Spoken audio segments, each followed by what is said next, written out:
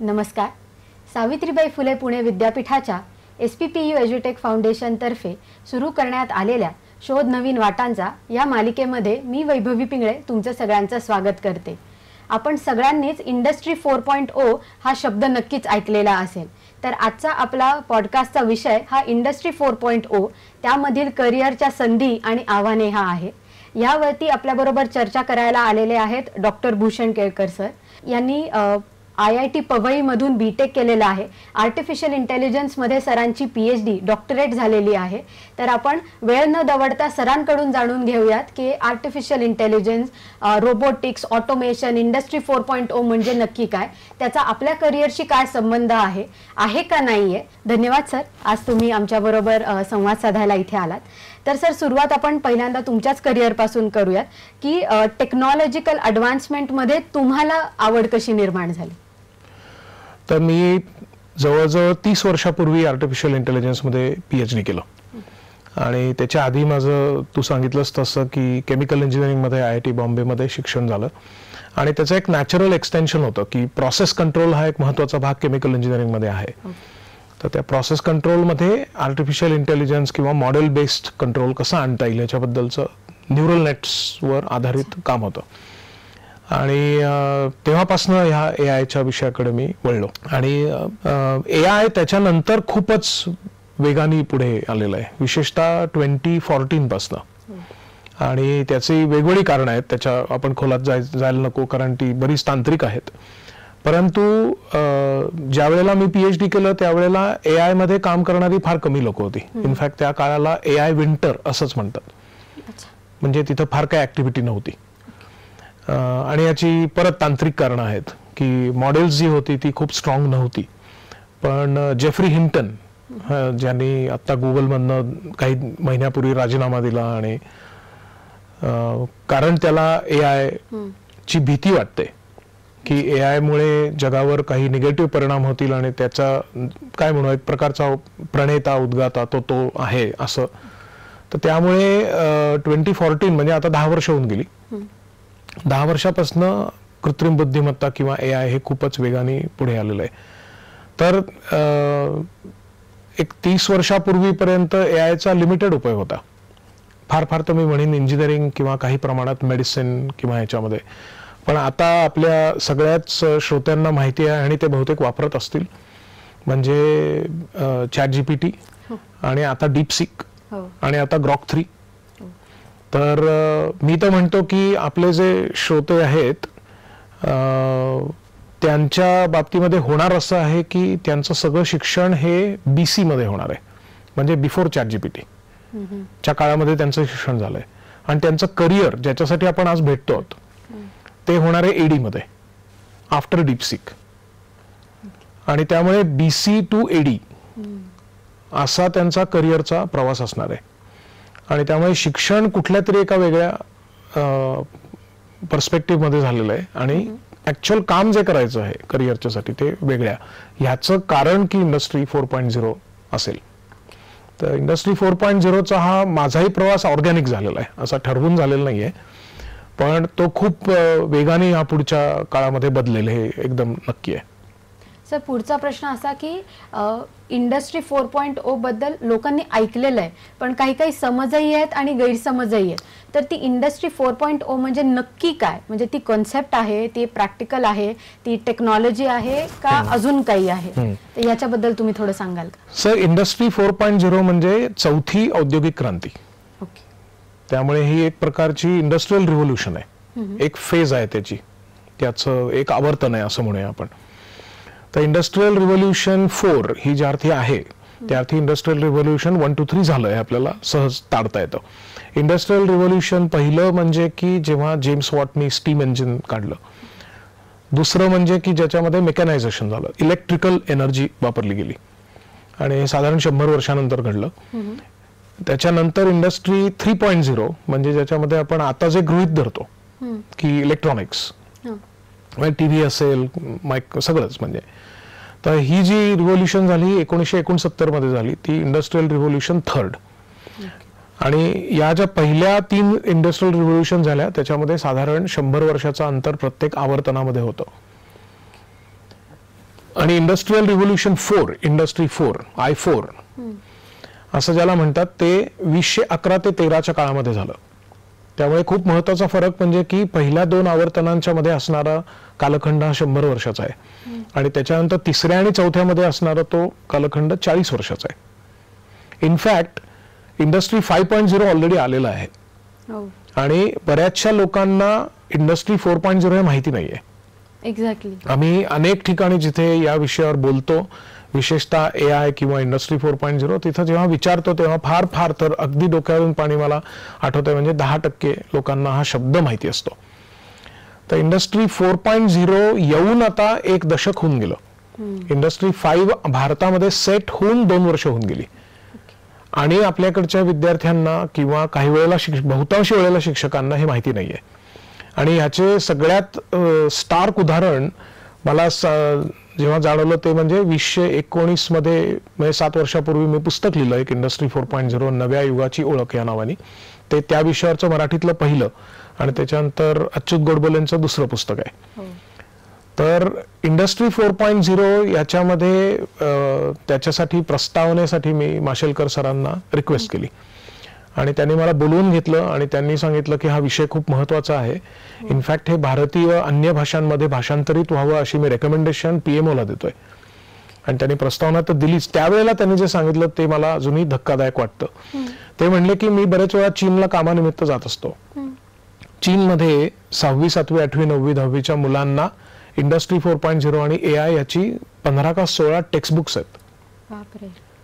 आणि आपल्याकडे त्याही वेळेला आणि दुर्दैवाने आजही शिक्षकांनाच हा विषय माहिती नाहीये आणि आपण चीनची टक्कर घेणार आहोत.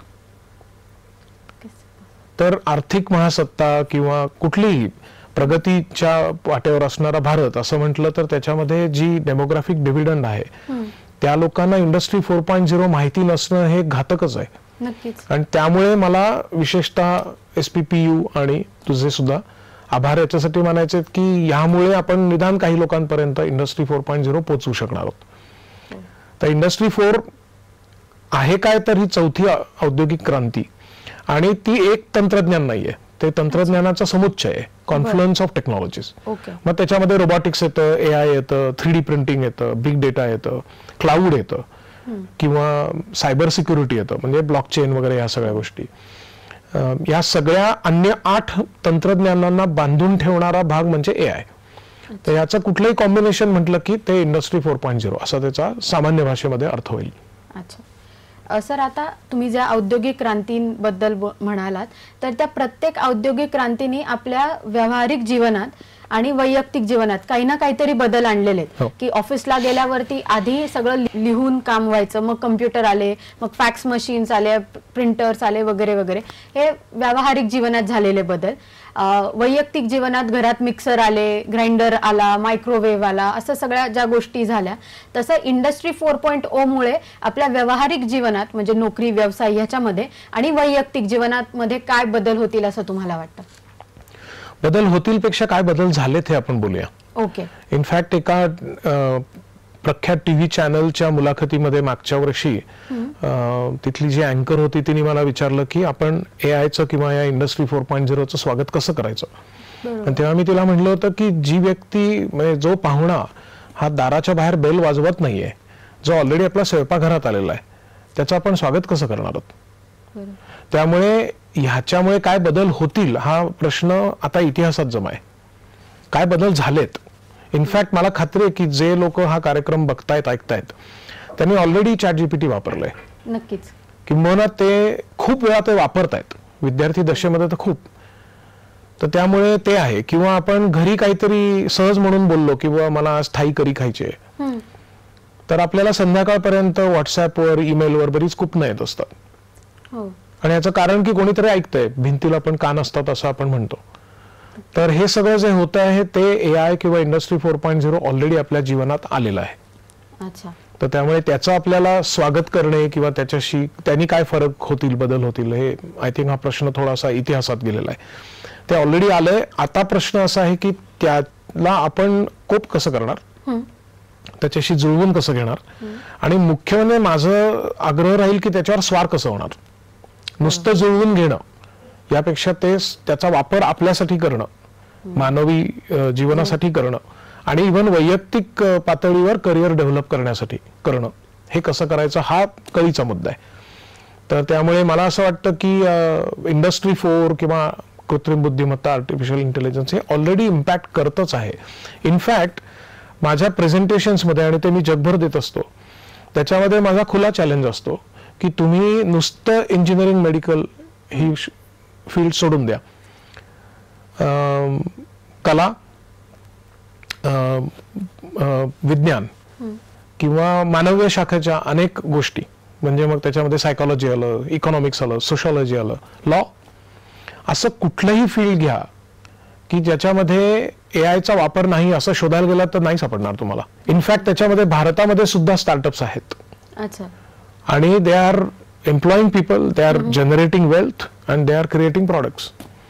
त्यामुळे पहिल्या 2 क्रांती ज्या आवर्तनं जी झाली, इंडस्ट्री 1 to 3, त्याच्यामध्ये त्याचा इफेक्ट लिमिटेड होता असं मी म्हणेन. आणि त्याहीपेक्षा त्याचा वेग जो होता तो कमी होता. आत्ताचा वेग हा प्रचंड आहे. त्यामुळे आपल्याला सावरायलाच वेळ नाहीये. आधीचं जर आपण म्हटली आवर्तनं ही एक प्रकारची वादळ होती, तर इंडस्ट्री 4 ही सुनामी आहे. आणि त्यामुळे आपल्याला खूप वेगाने त्याच्यासाठी तयार व्हायला लागेल. त्याचा काही परिणाम आपल्यापर्यंत येऊन झळ पोचेपर्यंत त्याच्या आतच तयार व्हायला लागेल. सर, तुम्ही उदाहरणासकट सांगू शकता का की म्हणजे आता हा जो वेग वाढलेला आहे तो कशामुळे आणि तो कसा वाढलेला आपल्याला दिसून येतोय? सो समजा कम्प्युटर जेव्हा पहिल्यांदा आले, इंडस्ट्री 3चं उदाहरण घेऊ आपण, तर त्यावेळेला एक ठराविक प्रकारचं ऍप होतं, खेळाचं होतं. ते पोहोचायला साधारण 1 मिलियन लोकांपर्यंत पोहोचायला लागलेला वेळ जो आहे तो काही वर्षात आहे. ओके. आणि इंडस्ट्री 4 मधलं एक ऍप 1 मिलियन लोकांपर्यंत पोहोचायला लागणारा वेळ हा 21 दिवसाचा आहे. म्हणजे जे वर्षात घडत होतं ते काही दिवसात घडत आहे. हा एक भाग आहे. दुसरं उदाहरण घेऊ, कम्प्युटर सायन्सच्या भाषेमध्ये किंवा कम्प्युटर्सच्या वापरामध्ये बघायचं झालं तर लोक कॅल्क्युलेटर वापरायला लागली इलेक्ट्रॉनिक्सच्या क्रांतीमध्ये, किंवा कम्प्युटर वापरायला लागली की एखादं वर्ड डॉक्युमेंट करतायत, एक्सेल करतायत, इथपर्यंतच. पण आता चित्रापासून ते स्क्रिप्ट पासून ते सगळंच हे एआय करतंय. म्हणजे एआय म्युझिक तयार करतंय, एआय डान्स मूव्स तयार करतंय, एआय स्क्रिप्ट लिहित आहे. गेम ऑफ थ्रोन्स याचा एक एपिसोड हा पूर्णपणे एआय ने लिहिलाय, हे गेम ऑफ थ्रोन्सच्या चाहत्यांनाच माहिती नाहीये.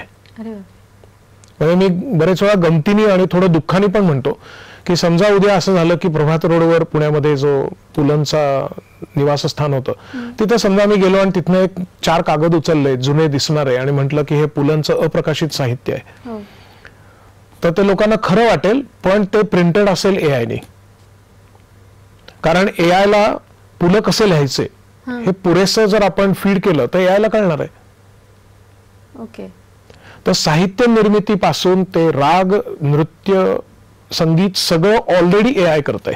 त्या सोरा नावाचं एक सॉफ्टवेअर जर तुम्ही बघितलं तर सोरामध्ये बॉलिवूड, हॉलिवूड क्वालिटीचे 2-2, 3-3, काही वेळेला 10-10 मिनिटाचे व्हिडिओज जे तुम्ही प्रोफेशनल लेव्हलवर रिलीज करू शकता, हे एका समजा 7-8 लाईनच्या प्रॉम्प्टवरनं तयार करून मिळतात.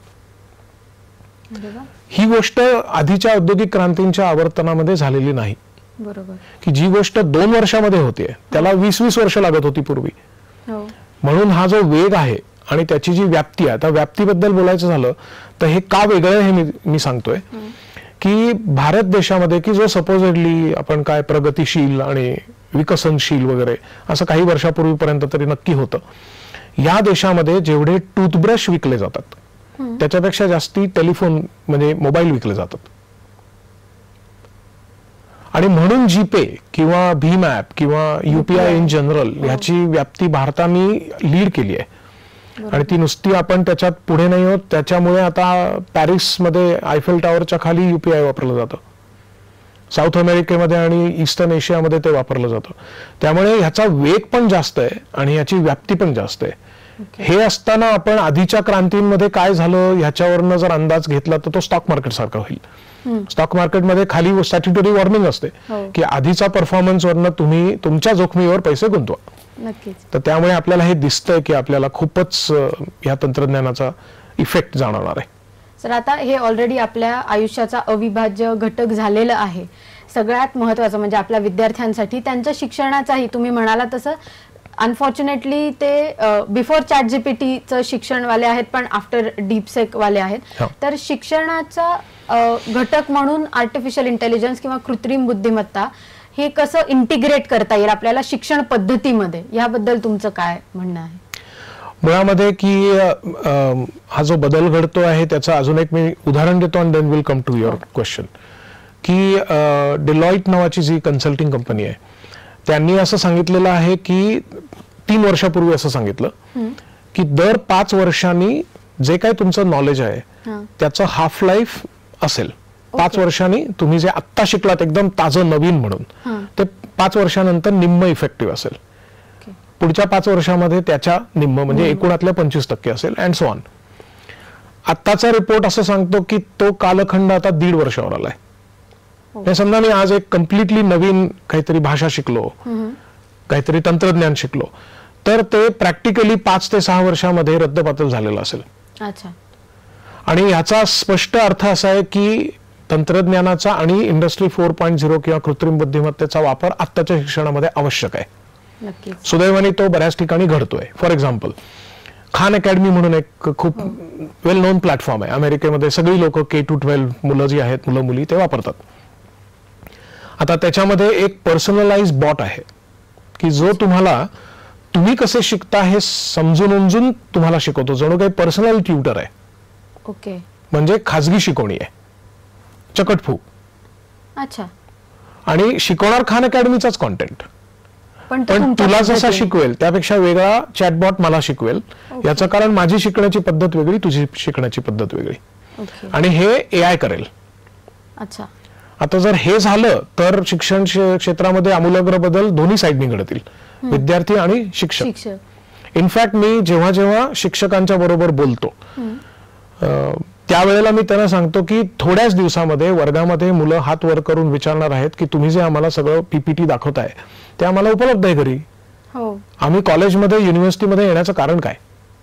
आम्हाला असं तुम्ही काय देता आहात की जे आम्हाला घर बसल्या मिळणार नाही? बरोबर आहे. हे बहुतेक 1-2 वर्षात होईल, 5 वर्षात होईल, पण होणार नक्की. तर ह्यामुळे आपल्याला पर्सनलायझेशन ऑफ एज्युकेशन करणं खूप महत्वाचं आहे आणि ते AI च्या सहाय्याने होत आहे.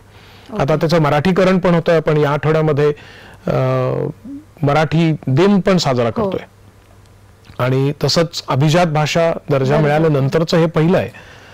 त्याही काळामध्ये आता झालेली गोष्ट म्हणजे खान अकॅडमी मराठीमध्ये उपलब्ध आहे आता. तसेच आता ते बाकीच्या लँग्वेजेस मध्ये पण होईल. तर त्यामुळे शिक्षण क्षेत्रामध्ये AI चा अनिवार्य आहे. त्याच्यामध्ये इनफॅक्ट आत्ताचं जे अर्थसंकल्प आहे त्याच्यामध्ये 500 कोटी हे AI इन एज्युकेशन साठीच दिलेत. 2023 आणि 24 मध्ये 8,000 कोटींची तरतूद AI च्या सेंटर्स साठी केलेली आहे. इनफॅक्ट आपल्याकडे त्याचे बरेच भाषिणी आहे किंवा एव्हरेस्ट 1 म्हणून आहे. असे अनेक तंत्रज्ञान गेली 3-4 वर्ष चालू आहेत. तर त्यामुळे शिक्षणामध्ये AI चा वापर आवश्यक राहील आणि त्याचा तुमची शाखा कोणती याच्याशी काही संबंध नाही. कुठलीही शाखा ही AI पाश्चात आवडीतनं मुक्त नाही.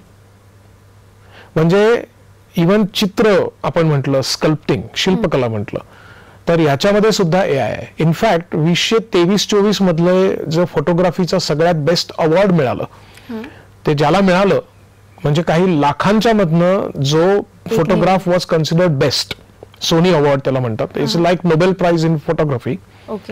तो माणूस आला, त्यांनी नम्रपणे बक्षीस घेण्याचं नाकारलं आणि त्यांनी सांगितलं की मला हे दाखवून द्यायचं होतं की जी 17 ज्युरी होते की ज्यांचे डोळे सरावलेले आहेत, फोटोग्राफची क्वालिटी समजणे, त्याच्यातली रसिकता त्यांच्याकडे आहे, त्यांना हे कळलं नाही की हा फोटो माणसाने काढलेला नसून AI ने काढलाय. तर आता परत माझा दुर्दैवाने चालत आलेला खुला चॅलेंज की कुठलंही फील्ड असं तू मला सांग की ज्याच्या की मी तुला त्याच्यामध्ये निदान एक कंपनी 2 कंपन्या असं सांगेन की त्याच्यामध्ये AI ऑलरेडी वापरतात. तर त्यामुळे AI आणि इंडस्ट्री 4.0 हे युबिक्विटस आहे, ते सर्वगामी सर्वव्यापी आहे.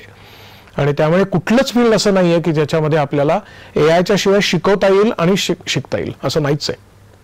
सर, आता हे झालं आत्ताच्या प्रेझेंट डे मध्ये असलेली क्षेत्र, पण प्रत्येक औद्योगिक क्रांतीबरोबर आपण असंही बघितलंय की काही काही नवीन क्षेत्र उदयाला येतात. तर तसं इंडस्ट्री 4.0 किंवा इंडस्ट्री 5.0 मुळे कुठली नवीन क्षेत्र येण्याचे चान्सेस आहेत? सो खूपच हा त्यातला आशावाद आहे. अच्छा. म्हणजे नाहीतर काय होईल की आपल्या प्रेक्षकांना आणि श्रोत्यांना असं वाटेल म्हणजे आता सगळं संपलं, त्यामुळे आता मुळात शिकण्याचाच अर्थ नाही, कारण जॉब्सच नाही आहे. जॉब नसणार आहेत ही गोष्ट एकदम निखालस खरी आहे. ओके. की काही ठराविक प्रकारचे जॉब्स आहेत ते नष्ट होणार आहेत, ऑलरेडी नष्ट झालेत आणि ते खूप वेगाने पण होणार आहेत. ते असतील ट्रान्झॅक्शनल, एकजिनसी जी कामं आहेत ती नष्ट होणार आहेत. आणि त्यामुळे आपली जबाबदारी विद्यार्थी म्हणून ही राहते की आपण त्याला कोप करायला पाहिजे, नवीन गोष्टी शिकायला पाहिजेत, नवीन प्रकारचे जॉब पण ओपन होणार आहेत. फॉर एक्झाम्पल, आता वर्ल्ड इकॉनॉमिक फोरम जी झाली त्याचा जो रिपोर्ट आहे त्यात असं सांगितलंय की 2025 मध्ये एकूण 8.4 million jobs will be lost. Okay. 84 अब्ज हे गेलेले असतील, परंतु त्यापेक्षा जास्ती 9.7 million jobs will be created, की ज्याच्यासाठी SPPU जाऊ दे, कुठल्याही युनिव्हर्सिटीमध्ये जगातल्या कोर्सेसच नाहीयेत, कारण त्याची रिक्वायरमेंट इंडस्ट्रीमध्ये काय आहे हे त्यांनाच माहिती नाहीये. ते अनएक्सपेक्टेड आणि अननोन असं दोन्ही आहेत. आणि त्यामुळे याच्यावरचा शाश्वत उपाय, सस्टेनेबल उपाय तो म्हणजे की सतत शिकत राहणे. आणि तुम्ही जे करताय ते वाया जातं असं नाही, त्याच्यावर आधारित असणारं पुढचं शिकत राहणे हा त्याच्यावरचा शाश्वत उपाय राहील. आणि त्याच्यामध्ये AIचा वापर करूया. त्यामुळे त्यातला जो एकजिनसी भाग आहे तो जर का तुम्ही AIच्या साह्यानेच काढला, म्हणजे अनालॉजी चुकीची आहे, परंतु काट्यानेच काटा काढण्याचा प्रकार आहे की AI टूल्सच वापरा तुम्ही पुढे काय होणार आहे ते समजून घेण्यासाठी, आणि शिकण्यासाठी AI टूल्स वापरा. त्यातला जो एक ठराव, म्हणजे आता समजा मला प्रेझेंटेशन तयार करायचंय की जे आपल्या अनेक श्रोत्यांना रोज लागत असणार आहे, त्यांनी ते प्रेझेंटेशनची आधी ती स्लाइड कुठलं तुम्हाला फॉर्मॅट हवाय ते ठरवणे, त्याच्यामध्ये कॉन्टेंट टाईप करणे, त्याच्यानंतर जे अगदी स्टँडर्ड आहे, कुठला तरी एक विषय आपण समजा घेतला तर त्याचे काहीतरी गोष्टी स्टँडर्ड असतात, त्या 80% यावेच लागतात. ते तुम्ही AIला सांगा ना, AI टूलला सांगा की मला या विषयावर ह्या ऑडियन्ससाठी प्रेझेंटेशन बेसिक जे आहे ते बनवून दे. त्याच्यावर जे संस्करण करायचंय, सिंथेसिस करायचंय, संश्लेषण करायचंय ते आपण करायला पाहिजे. इनफॅक्ट त्याच्यासाठी मी एक फॉर्म्युला सांगतो नेहमी, त्याला मी 10-80-10 असं रूल म्हटलंय. अच्छा. 10% म्हणजे योग्य प्रश्न विचारणे, बरोबर, प्रॉम्प्ट ज्याला आपण म्हणू, योग्य प्रॉम्प्ट देणे. याच्यासाठी बुद्धिमत्ता लागणार आहे, तुमचं त्याच्यामध्ये अनुभव लागणार आहे, त्याच्यामध्ये तुम्हाला कष्ट करावे लागणार आहेत. पुढचं जे 80% आहेत ते रोबॉट तरी करणारे, नाहीतर डीप सीक करणारे, ग्रॉक 3 करणारे, नाहीतर ChatGPT करणारे. त्याला काही कोणाची गरज नाही, ते कोणीही करू शकेल. ते त्यातनं उत्तर आली तुम्हाला, त्या उत्तरामधनं तुमच्या ऑडियन्सला सगळ्यात चांगलं काय आहे हे निवडण्याची परत जबाबदारी तुमच्यावर आहे. ते शेवटचे 10%. ओके. तर पहिले 10% म्हणजे योग्य प्रश्न विचारणे, आणि शेवटचे 10% म्हणजे निरक्षर विवेक करणे. ओके. आलेल्या पर्यायातनं योग्य निवडणे, त्याच्यासाठी बुद्धिमत्ता लागेल, त्याच्यासाठी तुम्हाला कष्ट करावे लागतील. हे 20% लोक जे काम करतील, 20% जी लोक उत्तम काम करतील त्यांना मरण नाही, त्यांना सतत जॉब ओपनिंग असणार आहेत आणि त्यांना भरपूर पगार पण मिळेल. जे लोक या 80% अडकून राहतील ते रोबोट आणि AIच्या मुळे त्यांच्या नोकऱ्या जातील. मग ते तुम्ही कुठल्याही फील्डमध्ये असा. त्यामुळे लॉ पासून ते कलेपासून, विज्ञानापासून, इंजिनिअरिंग पासून, मेडिकल पासून, मानवी सर्व शाखांमध्ये हाच रूल लागू होईल असं माझं वैयक्तिक मत आहे. सर, आता आपण बोलताना माझ्या एक गोष्ट लक्षात आली की पहिल्यापासून ना प्रोडक्टिव्हिटी जे आपण म्हणतो ती number of labour hours given to do that particular work अशा ह्याच्यात आपण मोजतो ती. जर आता 80% काम हे आपलं म्हणजे AI किंवा ऑटोमेशननी होणार आहे, तर मग तो वाचलेला जो वेळ आहे माणसांकडे, तर तो त्यांनी त्याच्यातून काय करायचं जेणेकरून त्याच्यातून म्हणजे एकतर उत्पन्न पण झालं पाहिजे आणि दुसरं त्यांचा वेळ जो आहे तो काही ठिकाणी प्रोडक्टिव्ह जाणार पण काही ठिकाणी अनप्रोडक्टिव्ह जाणार, तर तो वापरला कसा गेला पाहिजे? कारण सगळ्यात मोठा प्रश्न हाच पडणार की अरे सगळं जर मशीन मला करून देतंय तर सुरुवातीचं आणि शेवटचं काम मी करायचंय, पण मधला वेळ जो माझा पण जात होता त्याच्यात, तो दिवसाचा वेळ माझ्याकडे आता मोकळा असणार आहे, तर मग मी तेव्हा काय करायचं? सो अगेन याचे दोन भाग आहेत. एक म्हणजे की हा प्रश्न युवल हरारीला पण विचारलेला होता. टेट टॉक 2018 मध्ये टोरंटोमध्ये झालेल्या टेट टॉक मध्ये त्यांनी सांगितलं होतं की 2030 हे त्याचं प्रोजेक्शन आहे, खरं खोटं म्हणजे तो काय शेवटी एक माणूस आहे. 2030 मधलं प्रोजेक्शन त्याचं होतं की त्यावेळेच्या लोकसंख्येच्या 92% लोकांना काहीही जॉबच नसेल. 2030 मध्ये, अजून 5 वर्षातच आहे ही घटना. तो अँकर जो होता तो एकदम थक्क झाला आणि सगळं प्रचंड मोठा ऑडियन्स आणि शांतता होती पूर्ण, कारण भयावह चित्र आहे. त्याने विचारलं मग ही लोक काय करणार? तो म्हणला माझ्याकडे नाही यायचं उत्तर. हे युवल हरारींनी सांगितलेलं उत्तर आहे 2018 मध्ये, म्हणजे सेपियन्स 2 नेक्सस वाला. आणि तो म्हणला की मला नाही खरं सांगता येणार उत्तर. आयदर ही लोक ड्रग्ज मध्ये जातील, नाहीतर ती व्हिडिओ गेम्स खेळतील. आपण आता सध्या रील्स मध्ये आहोतच की. आता एक कुठली तरी रील आहे की काय साडी नेसून जिना कसा उतरायचा, याला प्रचंड व्ह्युअरशिप आहे. ही काय क्रिएटिव्हिटी, म्हणजे एकूण अभिरुचीचा जो काही लसावी आहे तो जर आपण बघितलं तर हे सगळं होणारच आहे. ते त्यांनी ऑलरेडी 2018 मध्ये सांगितलंय. तर हा एक भाग आहे. पण बरेच वेळा आपली ही पण ओरड आपण ऐकतो की अरे यार मला ही प्रचंड महत्वाची हॉबी आहे, मला आवडतं पण मला वेळच नाहीये. रोजच्या धबडक्यामध्ये मला हे जमत नाही. पुस्तकं वाचायची आहेत, मला काहीतरी संगीत शिकायचं आहे, मला ट्रिप्स करायच्या आहेत, काहीच करता येत नाही. कारण काय आपलं रोज जुंपल्यासारखं 9 to 5 मी काम करतोय. हे ज्यांना करायचं आहे त्यांच्यासाठी पर्वणी आहे. परत प्रश्न असा येईल की ज्यांना काहीतरी करायचं आहे प्रोडक्टिव्ह, अशासाठी वेळेची उपलब्धता त्याच्यामध्ये निर्माण होईल. त्यांना करायचंच नाही त्यांच्यासाठी प्रश्नच नाही.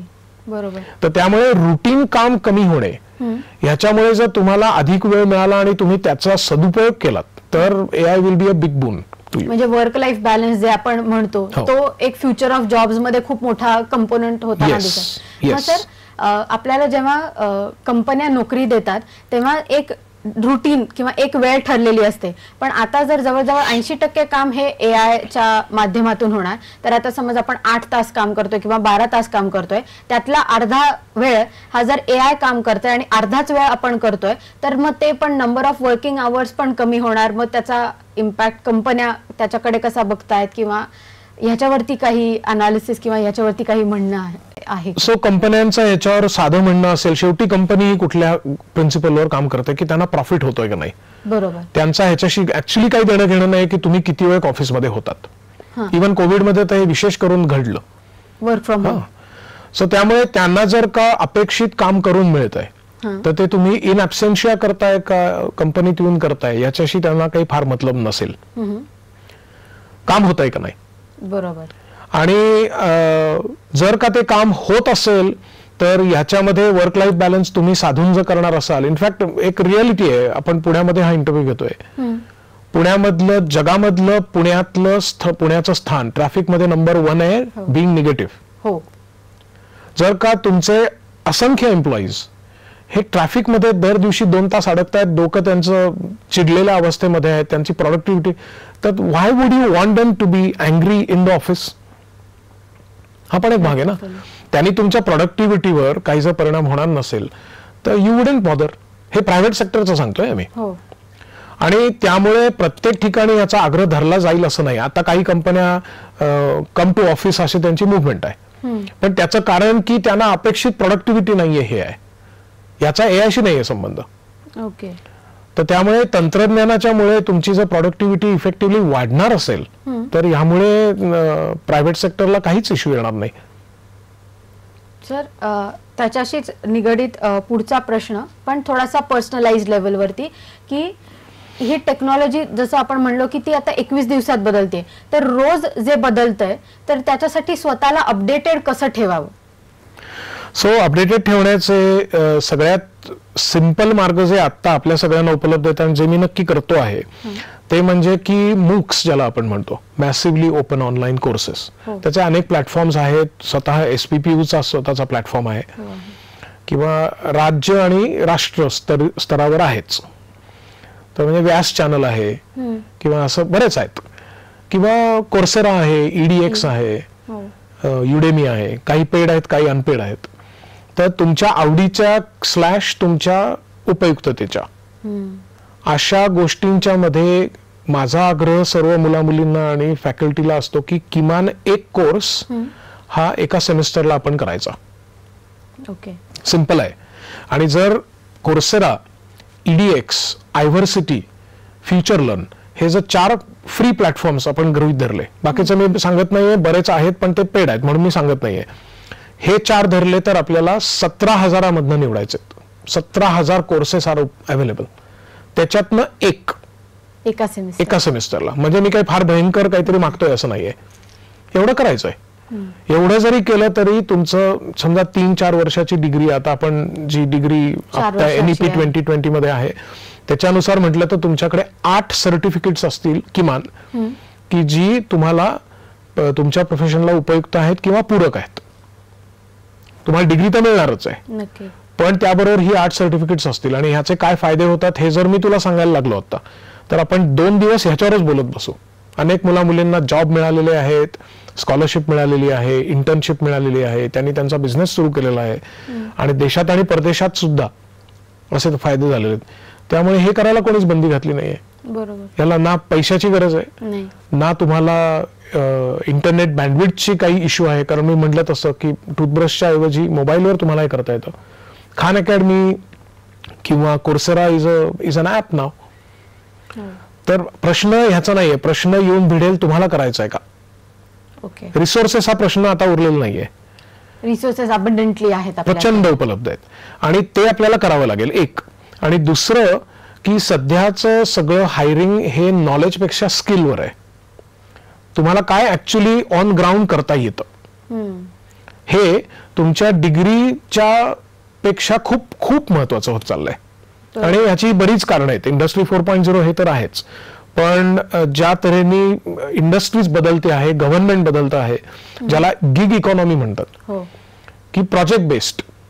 एक कंपनीमध्ये आपण चिकटलो आणि तिथे रिटायर झालो, हे दिवस संपले आता. So you will move between projects, not between companies. ह्याही पलीकडे जाऊन आत्ताचं प्रोजेक्शन असं आहे की आत्ता जी मुलं मुली विद्यार्थी दशेत आहेत, विशेषतः जी समजा 12वीच्या आसपास आहेत, या मुला मुलींच्या जीवनामध्ये त्यांचं करिअर 3दा बदलेल किमान. करिअर, मी कंपनी नाही म्हणत आहे, करिअर. म्हणजे जी व्यक्ती इंजिनियर आहे ती रिटायर होताना सायकोलॉजिस्ट असेल, जी व्यक्ती इंजिनियर आहे ती रिटायर होताना कदाचित डॉक्टर पण असेल, आणि हे असं अमेरिकेत घडलेलं मी पाहिलेलं आहे.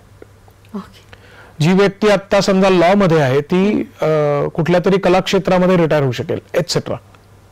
कारण आता क्रेडिट सिस्टम येऊ घातली आहे आणि स्विच होता येतं. हे जे पूर्वीच्या भयंकर रिजिड वॉल्स होत्या त्या सगळ्या गळून पडल्यात. नक्कीच. आणि आता आपल्याकडे मेजर मायनर आलेलं आहे, येऊ घातलेलं आहे, की तुम्ही मेजर इलेक्ट्रिकल इंजिनिअरिंग मध्ये आहे आणि मायनर इकॉनॉमिक्स मध्ये आहे, तर ह्याला काही कोणाला तोंडाला फेस येत नाहीये सध्या. दिस इज व्हेरी कॉमन. तर हे जेव्हा होणार आहे तर त्यावेळेला या प्रकारच्या शिक्षणाची उपयुक्तता वाढेल, आणि मग ते स्किल बेस्ड होईल, की तुम्हाला हे पण येतं ते पण येतं, आणि या दोन्हीचा प्रॅक्टिकली मला प्रोजेक्टला आता उपयोग येतो. तुम्ही कुठल्या संस्थेतनं ग्रॅज्युएट झालात किंवा तुमच्याकडे भिंतीवर ते सर्टिफिकेट आहे की नाही, यापेक्षा तू आत्ता माझ्यासाठी काय करू शकतोस याच्यावर जॉब मिळेल. म्हणजेच तुम्हाला स्किल बेस्ड एज्युकेशन शिकावं लागेल. आणि म्हणून मूक्स हा एक मार्ग आहे, आणि स्किल बेस्ड एक्सपिरियन्स घेतलेला असणं हे खूप महत्वाचं आहे. मी कॉलेजचं नाव सांगत नाही, पण खूप प्रख्यात कॉलेज आहे, त्याच्या मास्टर्स करणाऱ्या विद्यार्थ्यांची मुलाखत घेत असताना त्यावेळी मी विचारलं होतं इंटरव्ह्यू मध्ये की रघुराम राजन यांच्याविषयीचं तुमचं काय मत आहे. हे इकॉनॉमिक्स मधलं प्रख्यात कॉलेज आहे, कॉमर्स मधलं. आणि त्या माणसाने माझ्याकडे मुलांनी असं बघितलं की हा रघुराम राजन व्यक्ती हा बॉलर आहे का बॅट्समन आहे.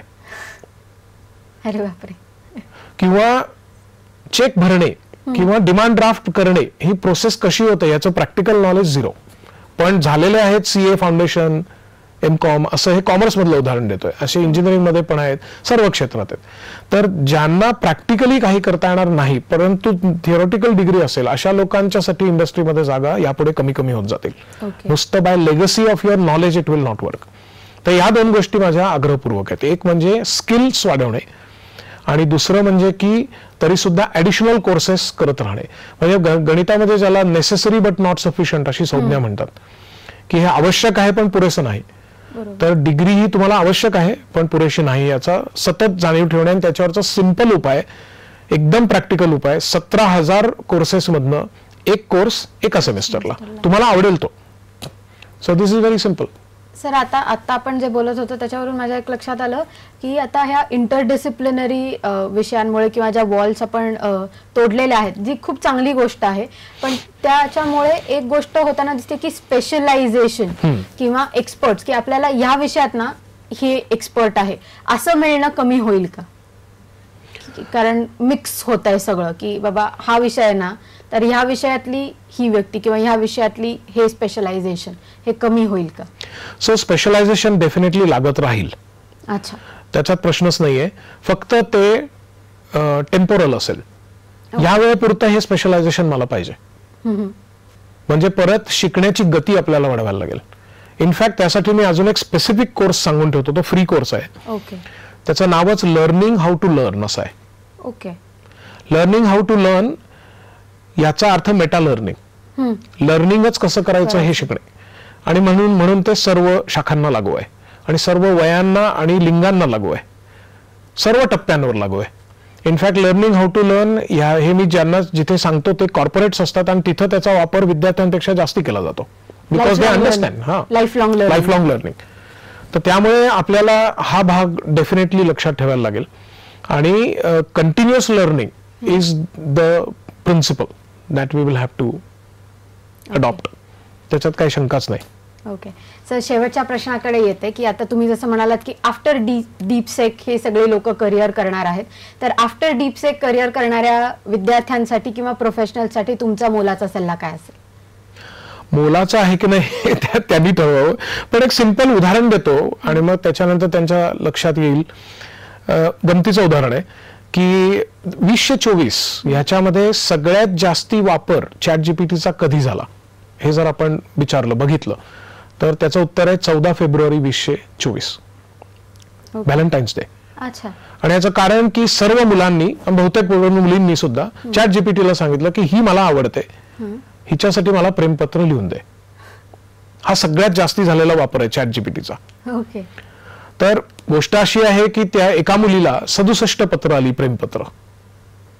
बर. आणि त्यातल्या एकाच मुलाच्या बरोबर तिने ठरवलं की ह्याच्याबरोबर आपण कॉफी प्यायला जायचं. याचं कारण की ते जे पत्र होतं ते थोडं सबस्टँडर्ड होतं, पण ते चॅट जीपीटीने लिहिलेलं नाहीये तिला कळलं, कारण बाकीची 66 सारखी होती.